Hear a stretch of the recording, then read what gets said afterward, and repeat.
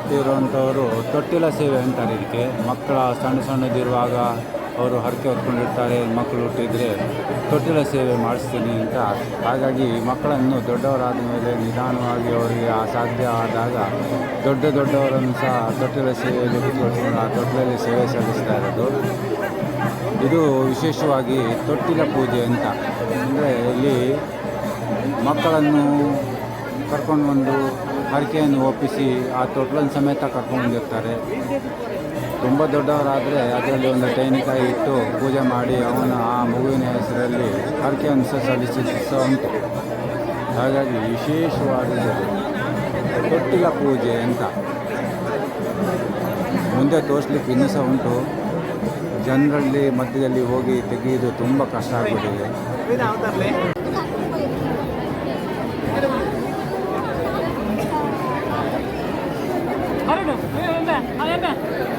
ಧ್ವಜಾರೋಹಣ ಮಾಡಿರುವಂಥದ್ದು ಇವತ್ತು ಹುಣ್ಣಿಮೆ ಹಾಲು ಹಬ್ಬ. ಹಾಗಾಗಿ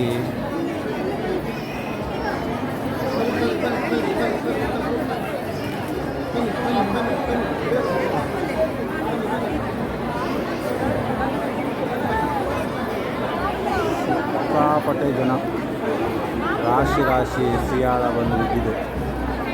ಇದನ್ನೆಲ್ಲ ನಾಳೆ ಭಕ್ತಾದಿಗಳಿಗೆ ಪ್ರಸಾದ ರೂಪದಲ್ಲಿ ಹಂಚ್ತಾರೆ. ಜಾತ್ರೆ ಮುಗಿದ ಕೂಡಲೇ ಪ್ರಸಾದ ರೂಪದಲ್ಲಿ ಹಂಚ್ತಾರೆ.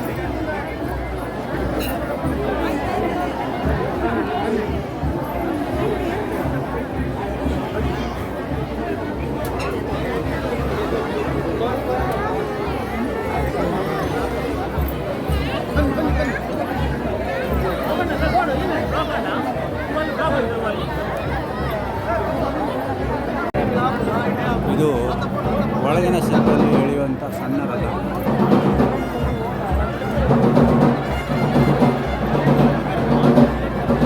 ಈಗ ರಥಸಿದ್ಧ ಶುರುವಾಗಿದೆ. ರಥಸಿದ್ಧ ಆದ ನಂತರ ಭಕ್ತಾದಿಗಳಿಗೆಲ್ಲ ಪ್ರಸಾದ ಸಿಗ್ತದೆ. ವಿಶೇಷವಾದ ದೇವಸ್ಥಾನ ಹಿರಿಯಡಕ ಮಹತೋಬಾರ ಶ್ರೀ ವೀರಭದ್ರ ಸ್ವಾಮಿ ದೇವಸ್ಥಾನ.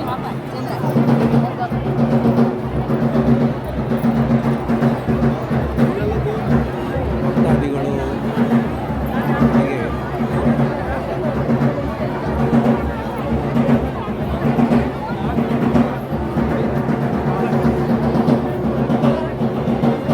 ಮಳೆ ಬರುವ ಸಂಭವವಾಗಿದೆ, ಮೋಡ ಆಗಿದೆ.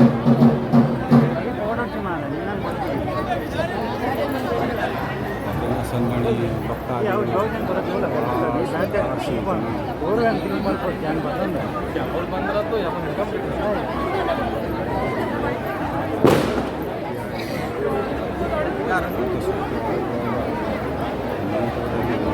ಸಂಭವವು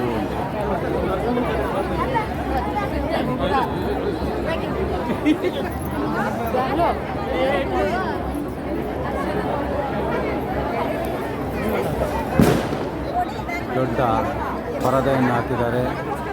ಪರದೆಯಲ್ಲಿ ದೇವಸ್ಥಾನದ ಒಳಗೆ ಹೋಗುವಂಥ ಜನ ಕಾಣಿಸ್ತಾ ಇದ್ದಾರೆ.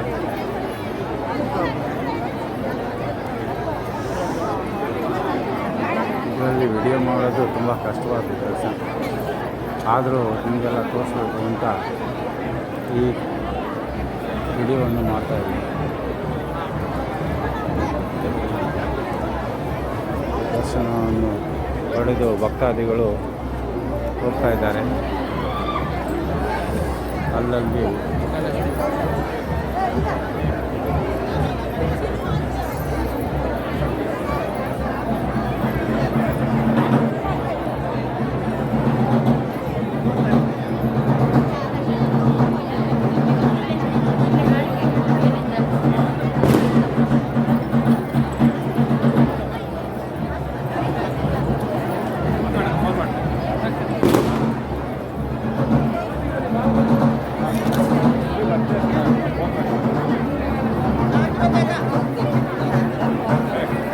ಬೇಡ